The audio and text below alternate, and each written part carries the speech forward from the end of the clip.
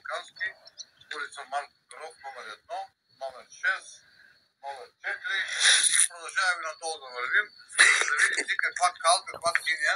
Тук се намира в село Балкански, община Разград, област Разград. Снимай ги калта.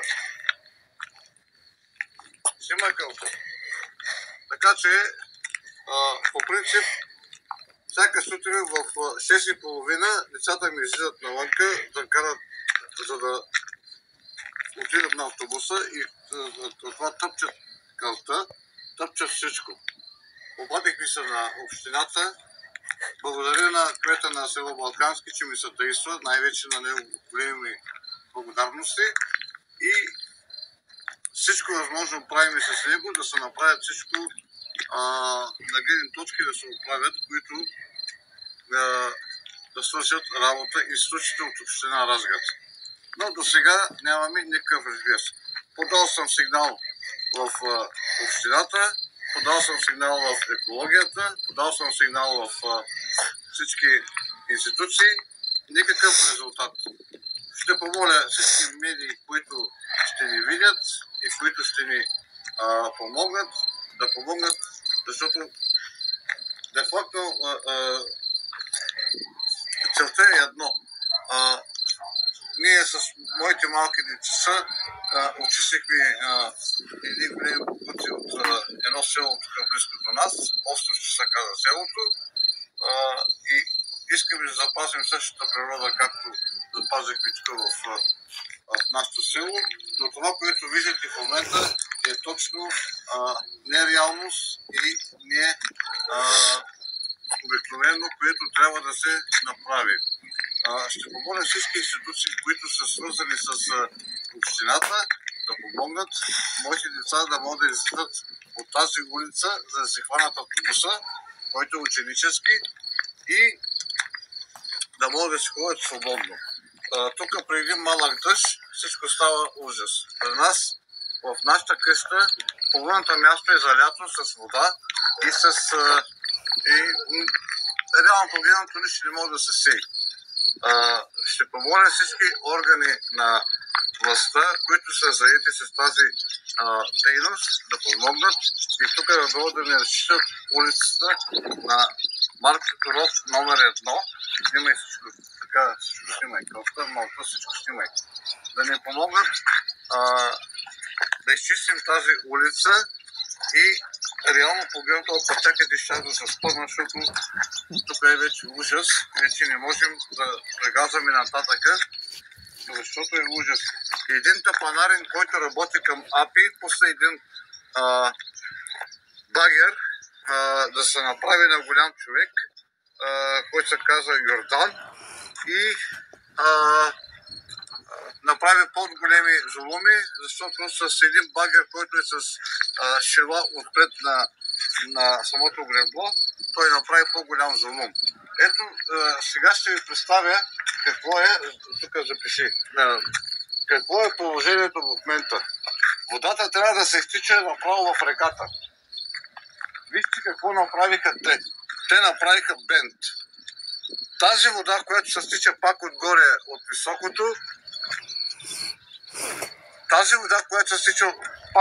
високото, направиха бент и този бент, той предотвратява водата да се стича в реката. Ето вижте как са буксували, запиши това нещо, как са буксували коли, трактори да изкарват колите, които са минавали от тук. Вижте какво става с моето имение. Ето вижте, всичко е залято. Това в 21 век може ли да бъде такова нещо, запишима. Ето вижте, бент направили. Оня ден имаше голям дъжд, реката стигна 14 метра догоре до моята къща. Всичко влязва вътре в къщата ми. Това е ненормално. Вижте каква е улицата, обърни се. Вижте каква е улицата. Гледайте цялата улица. Това нормално е, според вас. Къде са институциите? Къде е общината? Благодаря на кмета на селото. Кметът прави всичко възможно. Аз правя всичко възможно. Направихме връзки с обществеността, с екологията, защото те там били. Това е невъзможно. Може и такова нещо. Вижте какво нещо Бент направили Бент, къде се стича водата. Тази вода се връща обратно и влиза в нашите дворове. Това възможно ли е? Може ли такова нещо? Обърнете се малко институциите. Господин Добрев, кмет на община Разград, дайте нещо, възможност да направим тук. Аз се грижа за това село. Бема грижа за това село. Общественик съм. Не напразно моите деца очистиха почти цялото това село Островче. Имаме доказателства, имаме всичко. От боклуци и така нататък. А ние тук в момента сме в една неизгодна процедура. Така, може ли да направим такива неща? Вижте как направили Бента. Господина, който си е от АПИ, се изчисти там пред тях, всичкият боклук го докара тук пред нас. Направи Бента, водата не може да се изтича, всичко вътре влиза в самия двор. В самия двор. Ето вижте, аз не мога да засея нищо. Нищо не мога да засея. Как да го засея? То всичко е кал и тине. Ти не можеш да стъпиш вътре. Срам и позор. Вземете малко мерки. Това е срамота. Надявам се всички институции да ми обърнат внимание и се радвам, че господин Деско Досев, кмет на село Балкански, много им помага човека, грижи се човека, каза, аз ако трябва ще пусна тракторчето, ще го изчистим, ще го направим, допадат и нашите системи с него, заедно мислим едно и също, но реалността е друга. Няма пари, а пък пари има да правят злоуми. Ето го, вижте го, погледнете го. Бента, който е направен и тази вода, ето, снимай тук. Ето вижте, тук за къса кола, едва ме изкарахме, всичката вода, ето снимай тук. Всичката вода вляза тук вътре в къщи. Ние какво да правим? Как да се отглеждаме? Тикви съм сел, царец съм сел, лук съм сел, чесън съм сел, всичко съм сел. Каквото трябва. Не може да стъпиш вътре. Вижте, погледни тук те. Дай тук те. Ето вижте. Вижте колко е кълста, колко е... Вижте как може тук те. Вижте. Как може тук.